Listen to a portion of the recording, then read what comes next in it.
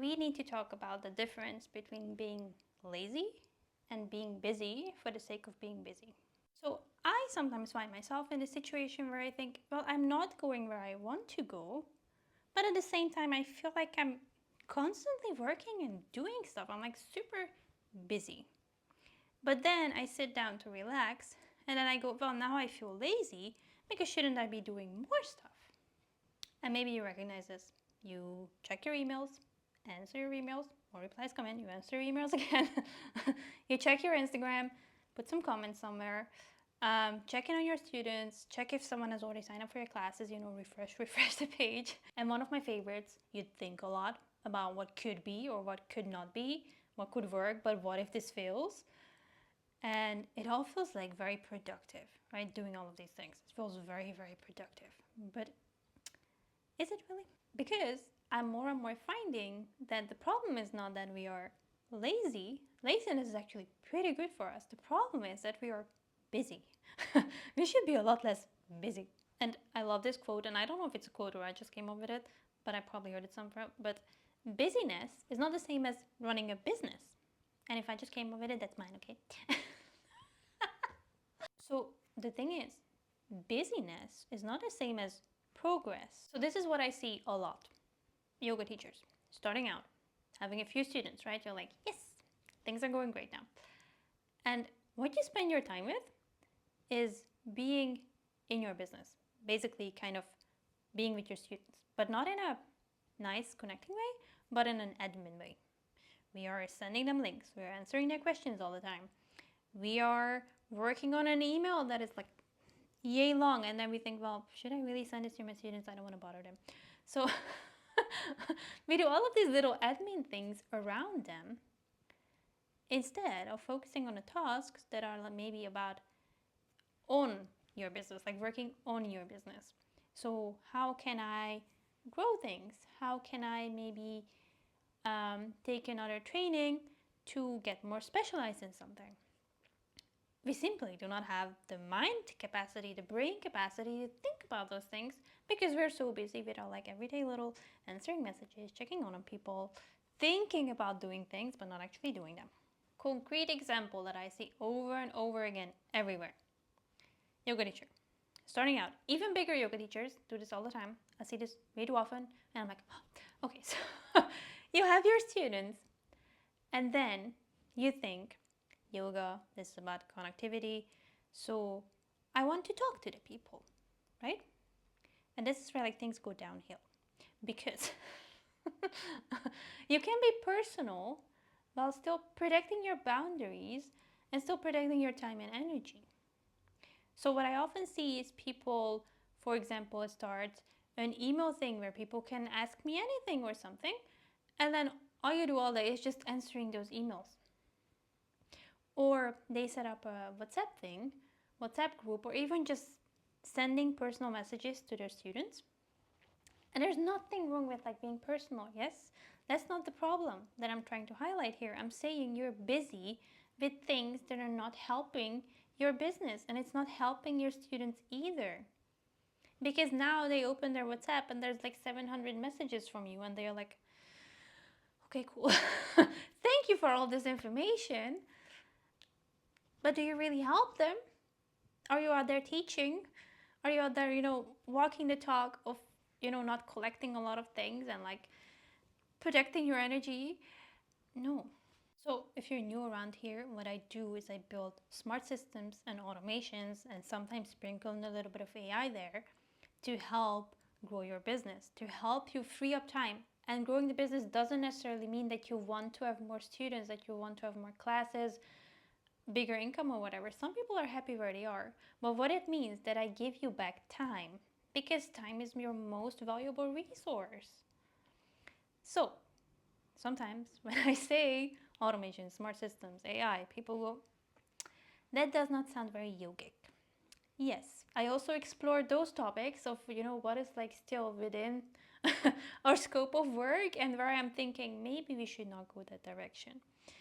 But when it comes to freeing up time in a way that literally just removes this busyness from our days, I think that is the thing where we can find some gold nuggets. Concrete example, you are sending payment links one by one to your students, or even just like your bank details, and you tell them, send the money here and then it will be okay. And then you have to get back to them like, thank you, I received your payment. That is busy work. That is just you being busy and, working on the business, but it's not a nice experience for you or for your student. If you could just automate that, then that message that you sent to your student could be something like, hey, I'm really happy that you were in class last week, and I remember you shared something about your shoulder injury. How are you feeling today? That is where the connection happens. Sending a payment link to someone or your bank details, I wouldn't say that that is now necessarily super personal or connecting us. And like, leaving aside all of that, like, being salesy and icky and asking for money topic. And here's the thing, once you start to realize the power of like these systems and like technology, it will ripple out into bigger things, like kind of on their own. So let's say you start with your booking system. I always say people just start with a booking system to like save that time and energy for yourself. And when you start doing that, your students will go like, oh, this is so cool. It was so easy to book that class. And you will get that positive feedback. And you're like, yes, this is working. Yes, sometimes people will be like, well, I don't understand how this works. Then we will tackle that next. And this is what I mean. You kind of like figure out where this busyness takes place. And we can replace it with like a little bit of technology so that we free up time to actually do fun stuff. And the fun stuff can be whatever you want to do. It can be, teaching more classes. It can be hanging out with your students more. It can be learning something new. It can be setting up a completely different workshop or retreat or whatever part of your business. It can be anything. But the point is, you're not busy with busy work. You're busy with actually like, enjoying life, having fun, which is, I think, like way more important than sending personal emails. And this is a big one. I think many people stay stuck because they have all of these like judgments, mindset things around this topic. So I already mentioned, being more personal, like, well, but if I, introduce technology here or some kind of automation, then I'm not directly doing this with my students. It's less tangible even, because literally you just wake up and it's like new booking confirmed, and it feels both amazing, but at the same time you're like, well, who is that person? Sometimes it will be like, stranger. I'm like, well, who are you? I don't know you. But again, at the end of the day, like I said, what is personal? Is it personal to send your bank details to someone? Or is it more personal to actually check in on them and ask, how are you doing? Without sending bank details afterwards. It's not how are you doing. Here are my bank details. It's just, how are you doing? Like, honestly caring about the people. And another hurdle that I see a lot of people think that is like down the road is, well, but this system works just fine for me. Like, this is okay. And then I see them like, sending all those emails and like being on their phone all the time. It's like, oh no, someone forgot to pay, blah, blah, blah. And then also the like mental energy that it takes to like, oh, that person forgot to pay, but the class is tomorrow. Like, should I check in with them again or just let them come? Like, there's like so much mental clutter that is created by yourself. Yet, people prefer to stay there because they think that is like a huge mountain to cross to go into like technology land, automation land. But it's really not. So it can just take a few minutes, for example, to type out a standard message that you can send to people. It's like such a simple thing that you can do.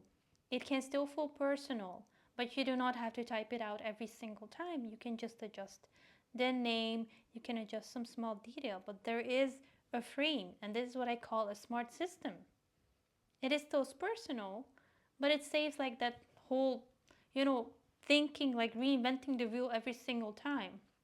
And then you can think about automations, like, okay, how can I let technology just handle this for me? For example, your bookings, so that people will pay on time and then get the address and then get the link. And you not having to send your bank details to people or send like personal links to them. They can just use your booking system and it will handle all of the payments as well. Or a little like tiny little bubble inserted here. Content is like such like a drag sometimes for people. But it's because we keep reinventing the wheel every single time. But if you have some kind of smart system in place or an automation that goes like, hey, today maybe you could post something about this here. And then I'm not saying, and I will never say, let AI do your content. That is like a terrible idea. Do not do that. But AI could go and do something like, hey, here are some ideas. And then you can pick an idea. And then you have some kind of like, motion of like, okay, finally, I'm like excited about content. And this is, by the way, exactly how my system works. So when it comes to time to like record YouTube videos, AI already provided me with ideas. I worked out some ideas. I have my script, which is like, by the way, bullet points. I usually just talk from the top of my head. But it's not that I wake up and I'm feeling like, oh, I have to do a YouTube video today, but I don't know what to talk about or what to do today. Because I already have a message from my amazing tech assistant computer thing that just says, today is YouTube day. You have to record something. Here are some ideas. And again, we're still in a little bubble. But most of those ideas, I also write them myself. It just helps me pick stuff. So tech, these automations, AI and blah, blah, blah. It is not about replacing the human in your business. It is not about like removing those connections from people to distance yourself from people.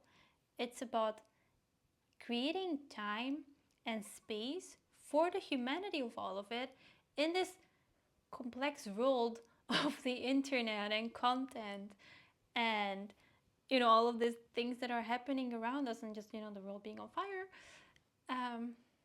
So tech can make sure that we're not busy all the time, but it creates space for rest, for growth, for connection.